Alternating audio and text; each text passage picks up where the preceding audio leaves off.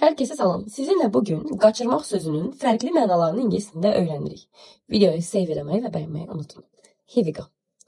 Birincisi şansını və yaxud da avtobusu qaçırmaq mənasında işlənən miss kəlməsi olacaq. I miss the bus. Mən avtobusu qaçırdım. I miss my chance. Mən şansımı qaçırdım. The second one is qaçaqmalçılıq mənasında, amma insan qaçaqmalçılıq mənasında. Məsələn, bir uşağı, bir qadını oğurlamaq. The police caught the man who kidnapped the woman. Okay. Daha sonra overlook. Overlook hansısa bir detalı, vacib bir detalı gözdən qaçırmaq mənasında.